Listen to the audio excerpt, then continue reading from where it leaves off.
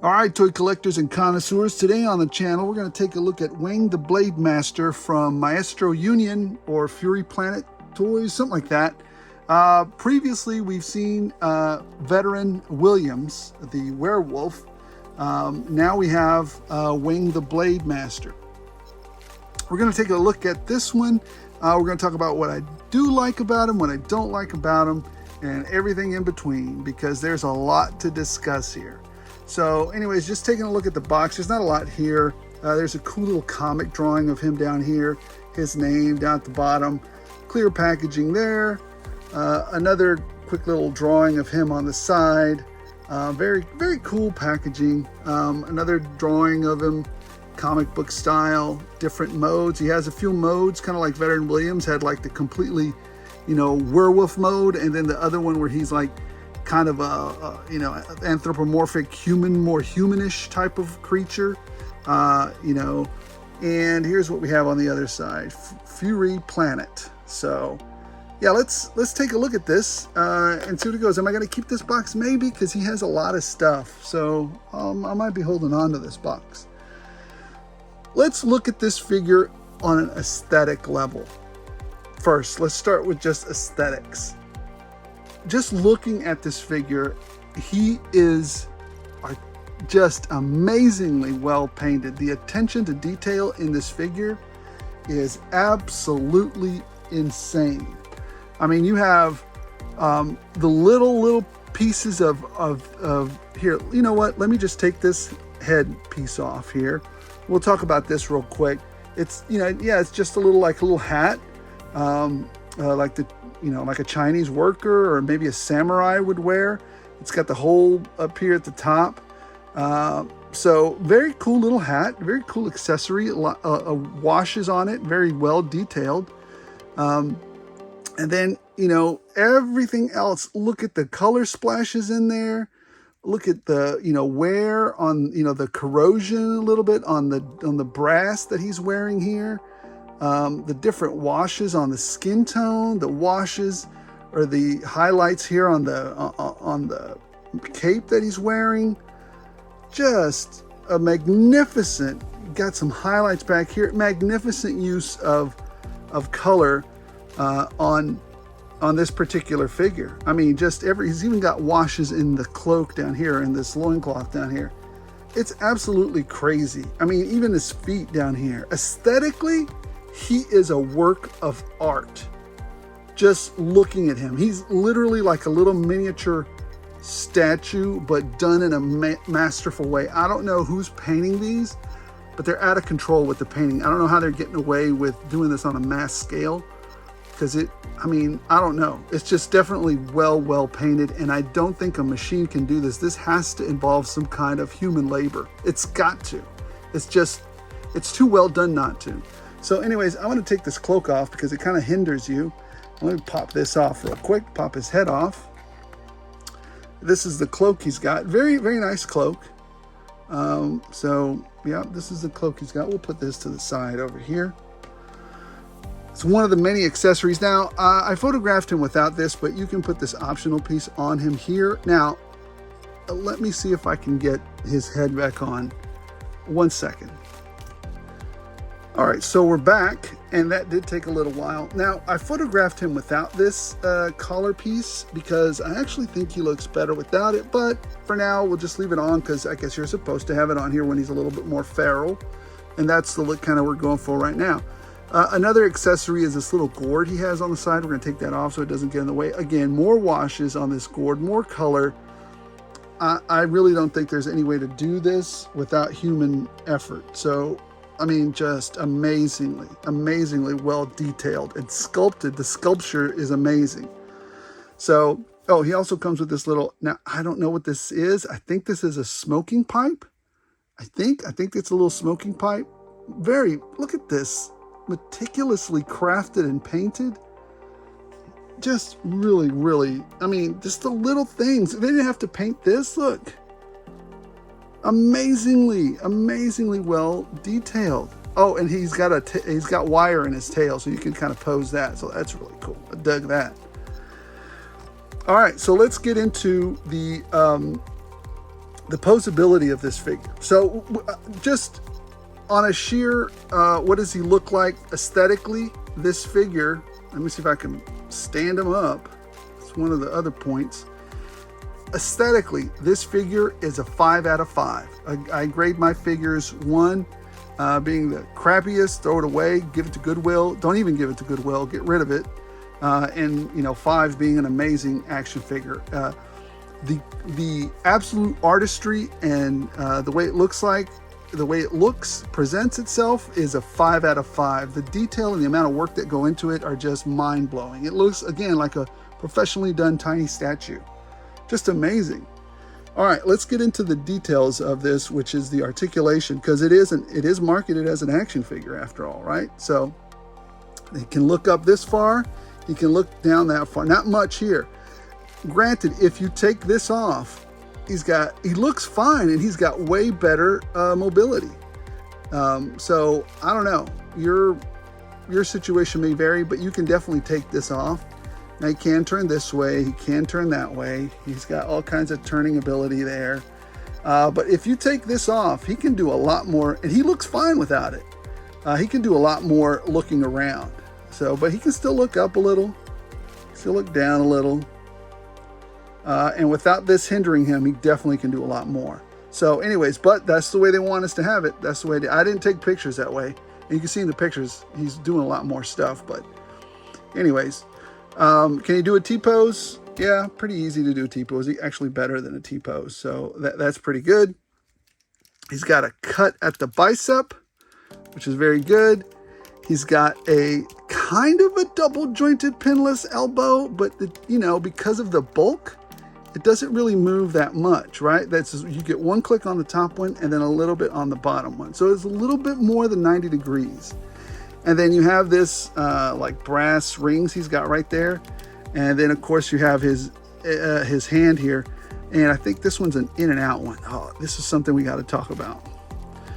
Same articulation on this hand as well. Although some of these go in and out and some of these go up and down.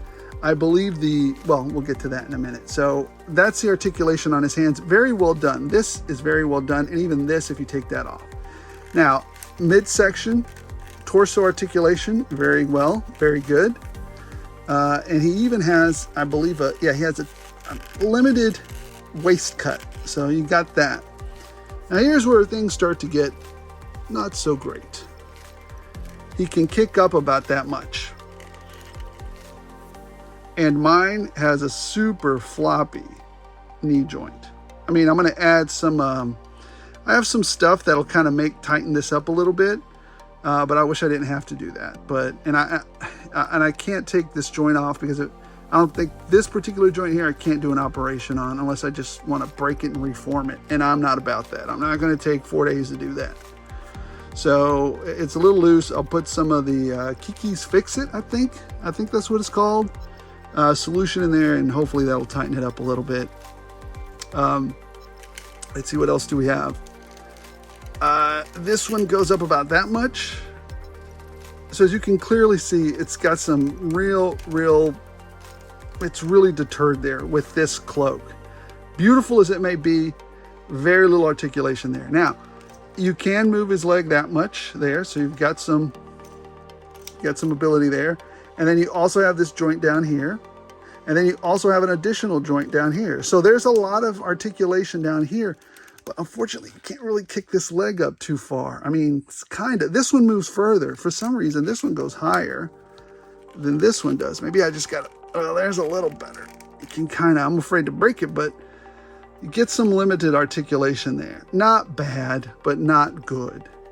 So you do not have a thigh cut. You do not have a boot. You have a boot cut. It's kind of down here. So you got a boot cut here. Do you have any? Yes, and you have a ankle joint right there. So you can kind of do that with the ankle. Goes down that far, goes up this far, which is very nice. So very nice. But again, it's very, very loose here. I need some of that stuff to kind of fix that up. So I don't. Now here's my biggest gripe with this guy. Lots of posability, lots of articulation in the upper body, some limitations on the lower body, but you can play with it enough to where you can force it to do what you want it to do with the lower body. But still, you're not going to get exactly the pose that you maybe. I'm having trouble standing him up because he's so weak in this leg. But anyways, let's see if we can stand him up. We've got to put the weight on this leg, not the other one. Let me see if we can stand him there. Come on now. Oh, even this one's a little weak. Anyways, there he is. The thing about this guy that's really, really tough, or that's really unfortunate, is the ability to switch out these hands here is absolutely, it's just, to me, it's just absolutely frustrating. It's just so frustrating. Number one, the hands are to this day, they're kind of stuck, right? And I've been heating them up and putting them in water, but holy moly, these things are so tight. Now, I really don't want to break them because I don't want to pay another $100 for this thing. So, they're very, very tough. They're kind of, you can also tell that they're kind of losing some of the paint there also, but it's really tough to get these in there. I've already heated them up. The only way to do it, I found, is if you tug on it long enough, or if you heat it up with a heat gun, every single time you're going to pull this, there he goes, down for the count. It's really frustrating too when, hopefully he'll stand better. Anyways, these hands are very tough to switch out. You got to apply heat every single time. And I'm not talking about a little heat. I'm talking about a lot of heat. And then you got to be careful with a heat gun because you don't want to melt the rest of the stuff. I mean, it's very, very in between what you're doing there. Very, very scary. So what do you have for hands? Now, you do get a ton of hands. So I really appreciate that. You get the two closed fists there. So you get two fists, right? You also get two open hands, which are kind of like claws, right? So you get the two claws. Very nicely done. They look amazing. Look at that. Look at the detail on these things. They look amazing. Really great. Even the detail on these, they got washes and everything. They look amazing. And then you have the hands that he's used for the swords, which is the grasping hands. Again, amazingly well done. Very nicely washed. And then you also have these two kind of like, what would you call them? I guess, stylized hands. You got like kind of a stop hand or kind of a karate chop hand on this one. Very nicely done as well. Nice washes. And then you have like this, like, I know it's not a peace sign, but it's more kind of like a salute sign or something like that. It's kind of a more like a meditation sign. I don't know. Anyways, you got this hand as well, or maybe you could even use it as a this way, gentlemen. I don't know. So anyways, there's that. And then you get two head sculpts, right? You get the one where he's kind of stoic. You get the stoic head sculpt right here. Very beautifully done. Look at just masterfully painted. I love it. His top knot did come off, but then I just put some tacky stuff in it, put it back together. It's not a big deal.